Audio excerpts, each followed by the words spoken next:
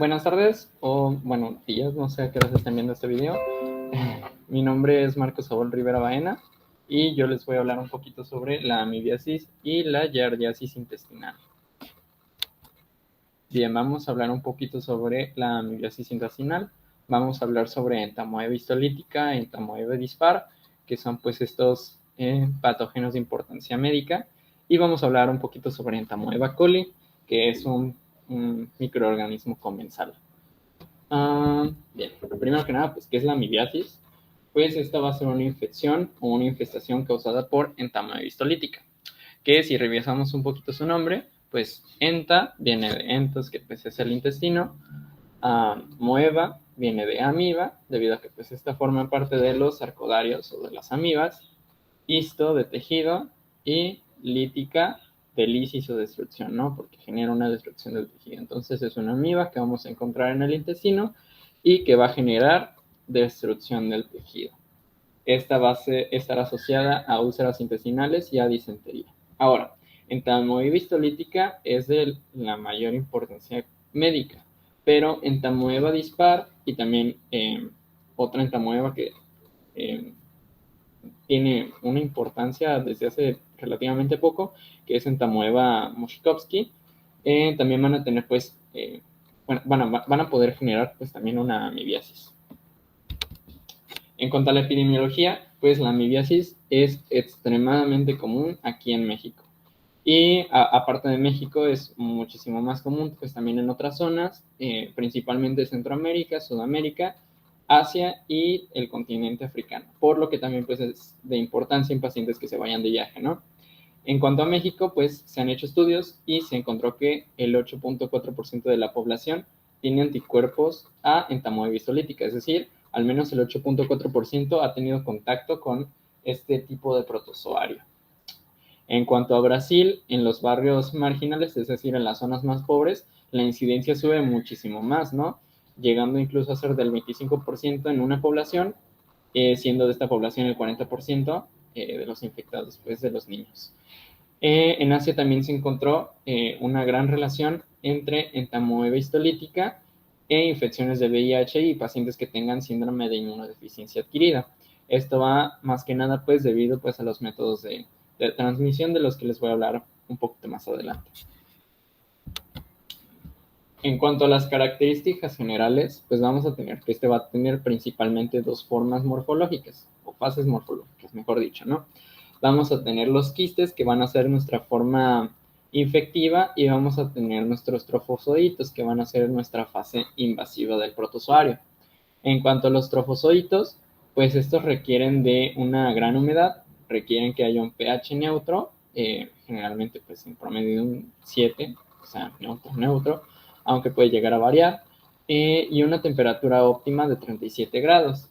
Cuando hay algún cambio en alguno de esos factores, por ejemplo, disminuye mucho la humedad, o el pH se hace muy ácido, muy alcalino, o la temperatura disminuye o aumenta, entonces se va a generar pues la enquistación de nuestro trofozoito. Entonces, ya hablando del quiste, del que ya hablamos que es nuestra forma infectiva, este va a ser resistente a ambientes secos y también a grandes variaciones de la temperatura y del pH. Es decir, esta forma del parásito va a ser la que le va a conferir como tal la resistencia hacia el ambiente y por lo tanto pues va a ser la que le sirva al parásito para poder transmitirse de una persona a otra. Los trofozoitos van a tener solo un núcleo y nuestros quistes van a tener 4 y de cada quiste van a salir 8 trofozoitos. En cuanto al tamaño, este tamaño que les puse va a ser el tamaño del quiste, debido a que el quiste va a ser pues, el que nos va a importar un poquito más, porque va a ser el que vamos a encontrar al momento de observar las heces. Estos quistes van a tener un tamaño generalmente de 8 a 20 micrómetros, y pues este tiene muchísimos factores de virulencia, ¿no?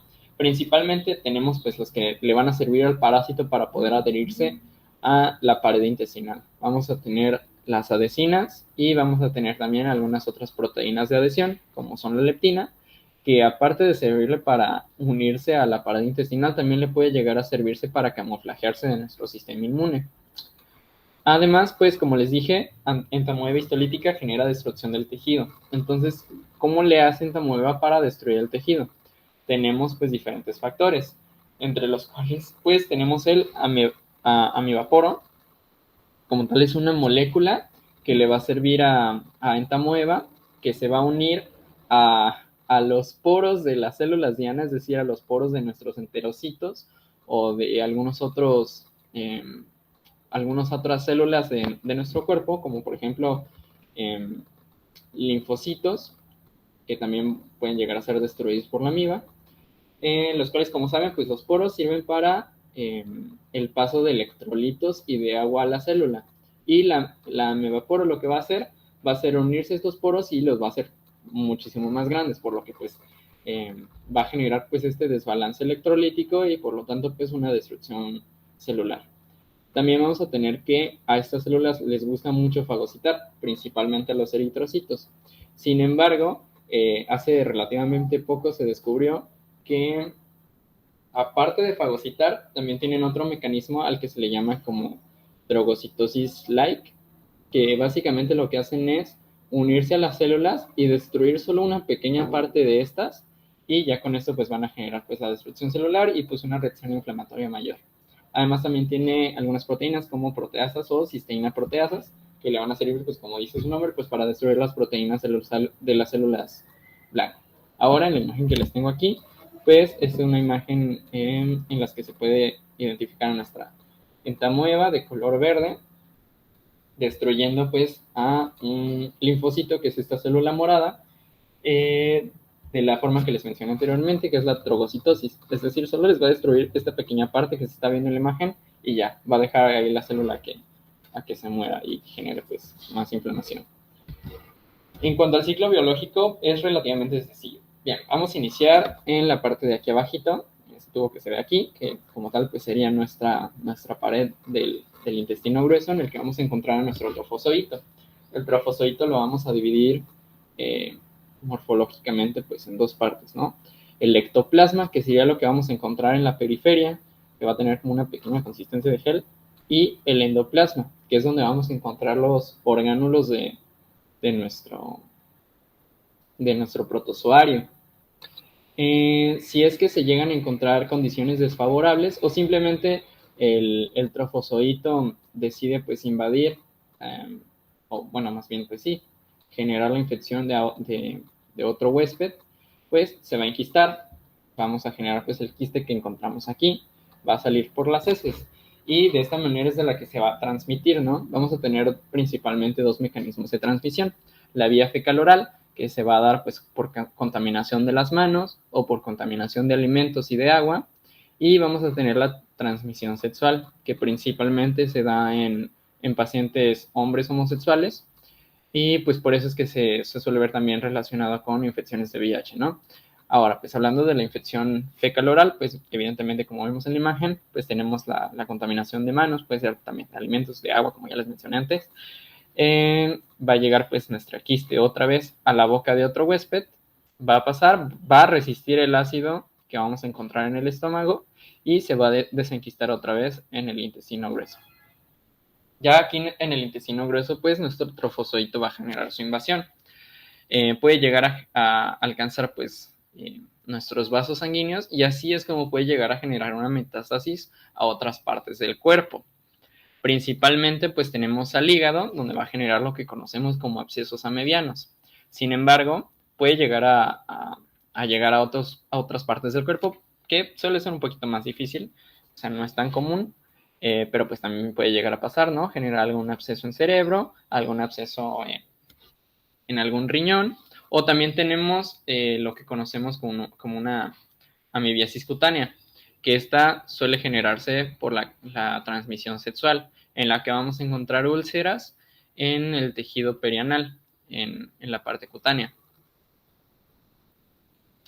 Estas imágenes que tengo de aquí, pues van a ser nuestros trofozoitos, que como les dije, pues forman parte de los arcodarios, es decir, forman pseudópodos, que son como esto que vemos por aquí, que pues van a ser pues lo que le va a permitir moverse, ¿no? Y tenemos de este lado al quiste. La bibliografía nos dice que los quistes de entamoeba histolítica tienen 4 núcleos, que sería una de las principales características que la diferencian de Entamoeba coli, que como les dije es una amiba comensal, por lo que quistes de amiba Entamoeba coli suelen tener pues 8 núcleos, pues no van a ser como tal una indicación de infección por amibiasis. Entonces, pues importante eso. En cuanto a la clínica, el 80% de los pacientes van a cursar por una infección asintomática y el 20% van a tener una infección sintomática. Ahora, mucho ojo aquí. Dependiendo de la bibliografía que lean, algunas bibliografías, principalmente las bibliografías un poquito más viejas, les van a decir que las infecciones sintomáticas son causadas por entamoeba histolítica y las asintomáticas por entamoeba dispar. Sin embargo, últimamente ya se sabe que en realidad no siempre es así. Entamoeba histolítica puede llegar a generar infecciones asintomáticas y como les dije, otra entamoeba, que es la entamoeba Mochowski, perdón por eso. Bien, entonces las infecciones sintomáticas pueden llegar a ser causadas pues también por el otro tipo de amiba del que les había hablado, que es entamoeba Mochowski. Sin embargo, pues generalmente entamoeba histolítica va a generar disentería y entamoeba Mochowski solo está relacionada a diarreas acuosas y que generalmente se resuelve. Ahora, la amibiasis intestinal se va a presentar, pues principalmente, como les mencioné, como una disentería. Sin embargo, tiene diferentes formas de presentación. Puede llegar a generarse una colitis no disentérica crónica, que puede llegar a confundirse con enfermedad de Crohn o con colitis ulcerativa, por lo que pues estos van a ser pues diagnósticos diferenciales, ¿no? Sin embargo, pues entamoeba histolítica solo se va a aislar pues en intestino grueso, así que intestino delgado no va a tener pues estas úlceras. También puede llegar a generarse una disentería, de la que ya les había hablado, y en caso de que no se diagnostique de forma eficaz, que no se diagnostique bien una amibiasis y se le dé corticosteroides a los pacientes, puede llegar a generarse un megacolón tóxico. Entonces esta más bien sería como una complicación de esta, ¿no? También pueden llegar a generarse amebomas, que son debido a reacciones inmunitarias pues, del cuerpo, en las que vamos a tener esta formación granulomatosa, por lo que también pues algunos puede llegar a confundirse con otras enfermedades granulomatosas, tuberculosis, sarcoidosis, etcétera, ¿no? La colitis fulminante con perforación suele llegar a presentarse en pacientes inmunocomprometidos, en los que va a haber una gran destrucción del tejido intestinal, y también en pacientes ya ancianos que no hayan tenido mucho contacto con amibas, es decir, pacientes que vivan en países donde la amibiasis no sea nada común y que viajen a un lugar pues, donde haya gran cantidad de estos microorganismos, ¿no? También puede llegar a presentarse pues, alguna apendicitis o alguna rectocolitis por la infección de estos microorganismos. Y como les mencioné, pues una amibiasis extraintestinal puede llegar a generarse pues, abscesos hepáticos, abscesos cerebrales, etcétera, etcétera, ¿no? Sin embargo, de estos no les voy a hablar mucho porque pues esta más bien es una clase de infección gastrointestinal. Si acaso, pues algo importante de pues, la clínica, generalmente de los abscesos hepáticos, que suelen ser solo el 1% de las presentaciones de una amibiasis, es decir, como les dije, pues el 20% va a ser sintomáticas y de ese 20% el 19% va a ser amibiasis intestinal y el 1% va a ser extraintestinal. Entonces, pues la clínica sería pues igual, bastante similar, ¿no? Sería un dolor abdominal, generalmente pues en la zona donde se encuentra el hígado, que es, pues, sería el cuadrante superior derecho, a náuseas, vómitos, diarrea, etcétera, etcétera, ¿no? Ahora, como sabemos, pues entamoeba histolítica va a generar pues estas lesiones en forma de úlceras, las cuales van a tener un centro necrótico y un borde edematoso, por lo que se les denomina como en forma de botón de camisa. Y ya al verlos en la biopsia, vamos a ver pues como tal que la úlcera sería la parte más superficial y en la parte más inferior vamos a encontrar pues una gran destrucción de tejido, por lo que se le denomina como con forma de natraz. Esta es una pequeña foto en la que vemos pues todo nuestro tejido intestinal, donde vamos a encontrar una gran cantidad de lesiones ulcerativas a causa de la amibiasis, por lo que, como les menciono, uno de los diagnósticos diferenciales pues, sería la enfermedad de Crohn o la colitis ulcerativa. En cuanto al diagnóstico, podemos hacer el examen coproparasitoscópico, que es el que vamos a ver principalmente pues, en el laboratorio, en el que vamos a tratar de encontrar pues, la presencia de quistes y de sangre. Sin embargo, pues ya las nuevas bibliografías no lo recomiendan mucho, debido a que pues, si bien tienen una sensibilidad relativamente elevada, no tienen una gran, ¿cómo se dice? No son muy específicos. Entonces, pues pueden llegar a darse muchos falsos negativos y falsos positivos. Principalmente pues por la diferencia en que, bueno, las similitudes que tienen pues los quistes de entamoeba histolítica y entamoeba coli, por lo que pues sí es importante que sepamos cómo diferenciarlos. En cuanto a la colonoscopía, esta nos va a servir pues para raspar o para sacar biopsias de las lesiones. Vamos a poder encontrar tejido necrótico y trofozoitos hematófagos, es decir, están fagocitando eritrocitos. Eso también es algo que se suele preguntar mucho, que es una de las diferencias entre entamoeba histolítica y entamoeba dispar, que generalmente en entamoeba histolítica vamos a encontrar pues como tal esta hematofagosis y en entamoeba dispar no. Sin embargo, ya las nuevas bibliografías nos mencionan que en el 16% de las infecciones por entamoeba dispar también podemos encontrar pues a entamoeba pues consumiendo pues a los eritrocitos. Entonces esto no es pues tanto de fiar. Ahora pues lo que más nos recomiendan ahora las bibliografías son los estudios moleculares, como son el ELISA o la glutilación indirecta. De estas pues la ELISA es la que principalmente se recomienda, en la que vamos a encontrar pues los antígenos en heces fecales. También tenemos la PCR, que pues evidentemente también tiene una gran sensibilidad y una gran especificidad. Sin embargo, pues la PCR, como sabemos, es bastante cara. Entonces, pues no es como tal el método de rutina. Y pues en cuanto al tratamiento, ese es el tratamiento que nos menciona Becerril y que también nos menciona el libro de Mandel de infectología. Vamos a tener que a los pacientes asintomáticos se les recomienda el uso de iodoquinol o también pues estos medicamentos que tenemos aquí, que van a servir para la destrucción de los quistes. En pacientes ya moderados o severos también se les recomienda el uso de metronidazol o de otros imidazoles para la destrucción pues de las amibas como tal, ¿no? Sin embargo, pues la guía de práctica clínica de aquí de México no piensa de la misma manera y no recomienda ningún tipo de tratamiento para los pacientes asintomáticos. La guía de práctica clínica solo recomienda el uso de metronidazol, de otros imidazoles, incluso algunas alternativas para pacientes que no soporten mucho ese tipo de medicamentos, pero pacientes que ya tengan como tal síntomas moderados o severos.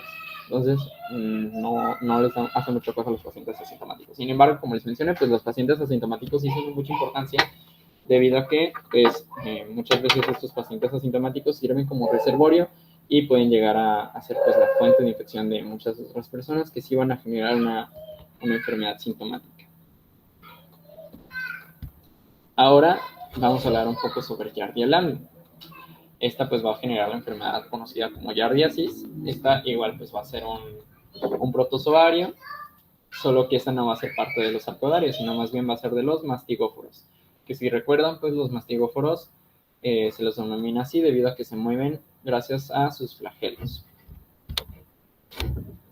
En cuanto a la morfología, pues también va a tener dos fases morfológicas, que serían el trofozoito y el quiste.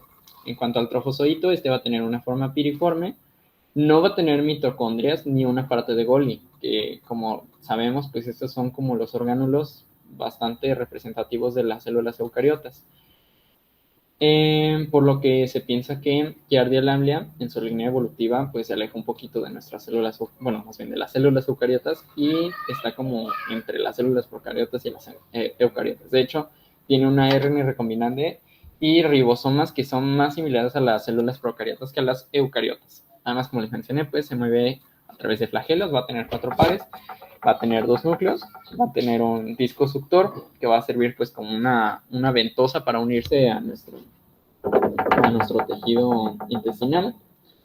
Y ahora sí, pues tiene 2 fases morfológicas, como les dije, el trofozoito, que va a ser la fase infectante, y el quiste, el trofozoite, que es la fase invasiva, y el quiste, que es la fase infectante, de las cuales vamos a necesitar una dosis mínima infectante de 10 quistes, o sea, solo con tener el contacto con 10 quistes nos podemos llegar a infectar.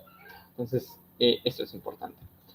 En cuanto al metabolismo, Giardia va a ser anaerobia, sin embargo, pues sí va a resistir bastante bien el oxígeno.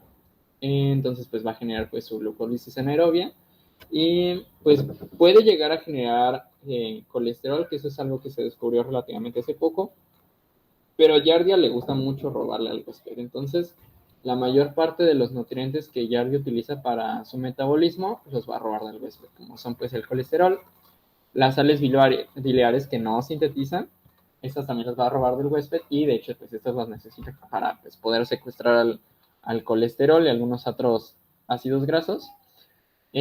Pues tampoco puede llegar a producir nucleótidos ni aminoácidos y tiene un gran requerimiento de algunos micronutrientes como son el hierro o el zinc. Y pues esto es muy importante, ahorita les voy a hablar un poquito debido a la clínica que esta presenta. En cuanto a los mecanismos patogénicos, pues Giardia puede llegar a generarle daño al huésped de una gran cantidad de maneras. Tenemos que puede generar daño traumático, destruyendo como tal pues las células epiteliales del intestino,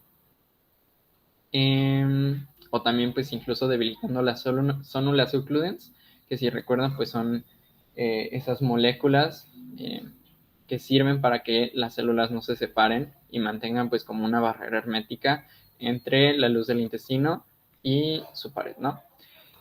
Tiene mecanismos enzimáticos, tiene la presencia de algunas leptinas, de algunas proteasas que le van a servir pues también para la destrucción celular.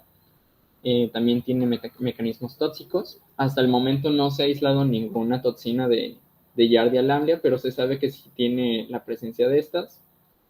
Esta es muy importante, la formación de la barrera mecánica, debido a que en ambientes propensos, Giardia se puede multiplicar de manera pues extremadamente rápida, llegando pues a bloquear completamente pues la absorción de algunos nutrientes. No les había mencionado, pero a Giardia le gusta mucho quedarse en la parte del duodeno. Y si recuerdan, pues en la parte del duodeno es donde tenemos el esfínter de Oddi, donde salen pues todas las sales biliares, donde salen todas las enzimas pancreáticas. Básicamente es lo que nos sirve para poder absorber todos los nutrientes. Y Giardia evita pues muchas veces pues este tipo de mecanismos. Entonces pues no vamos a absorber muy bien nuestros lípidos, evidentemente las vitaminas liposolubles tampoco las vamos a absorber muy bien. Como les dije, le gusta mucho el zinc, le gusta mucho el hierro, así que estos tampoco los vamos a absorber muy bien. Básicamente lo que va a hacer Giardia es competir con el huésped, ¿no? Lo que dice aquí. Va aparte de bloquear pues la absorción de los micronutrientes, de los macronutrientes, también pues los que no evite que se absorban, pues ella los va a absorber.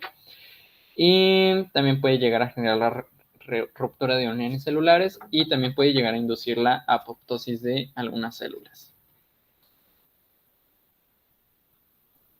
En cuanto a la clínica, esta va a tener un periodo de incubación de 12 a 19 días. Puede llegar a generar infecciones asintomáticas o puede llegar a generar infecciones sintomáticas que pueden llegar a ser crónicas o agudas. En cualquier caso, lo que vamos a presentar va a ser dolor abdominal, va a ser diarrea, hiporexia, meteorismo, que se debe principalmente pues a la falta de absorción de algunos nutrientes, náuseas, flatulencias igual por la generación de gases debido pues a la falta de absorción de los nutrientes, estreñimiento, puede llegar a generarse vómito, peso bajo, este es muy importante en especial en pacientes pediátricos, que suele ser en los pacientes en donde más se presenta pues una infección por Giardia, palidez de tegumentos, debido muchas veces a incluso una anemia producida por la infección, borborismos y talla baja igual por la desnutrición causada por el microorganismo. Algo importante de la diarrea, y que también es algo que siento que es bastante preguntable, es que esta va a ser, va a iniciar como una diarrea acuosa, pero debido a que a Yardia le gustan mucho los ácidos biliares y no va a permitir la absorción de lípidos, va a generar pues esteatorrea, que como tal pues es una diarrea con lípidos, que va a ser muy fétida. Va a ser una diarrea explosiva, como les dije, fétida y con muchos lípidos. Entonces, importante. En cuanto al diagnóstico, pues vamos a tener que identificar al microorganismo. Para esto, pues tenemos diferentes métodos. Tenemos algunos un poquito invasivos, como son el sondeo duodenal o la cápsula de Bell, en el que pues lo que se busca es encontrar al trofozoito. O tenemos el estudio coproparasitoscópico para encontrar los quistes, pero pues muchas veces estos no se van a encontrar y se van a necesitar de estudios seriados, por lo que pues este estudio no es el más recomendable para encontrar pues Giardia. Por lo que pues igual que con Entamoeba, en Giardia se recomienda pues encontrar pues la presencia de antígenos por métodos moleculares y también algunas otras pruebas como son la PCR, pero igual pues es bastante caro. Y en cuanto al tratamiento, no hay algún antibiótico específico para Giardia, por lo que los que más se suelen utilizar son el metronidazol, el tinidazol, otros imidazoles y pues también varios de los que tenemos aquí. Como les mencioné, uno de los principales pacientes que van a presentar este tipo de infecciones van a ser los pacientes pediátricos. Entonces es importante pues saber cuál va a ser la dosis de esos medicamentos para este tipo de infecciones. Y en los adultos no suele ser tan común, suele presentarse más en adultos mayores de 50 años, entre 50 y 70 años, pero suele ser muchísimo más común en pacientes pediátricos.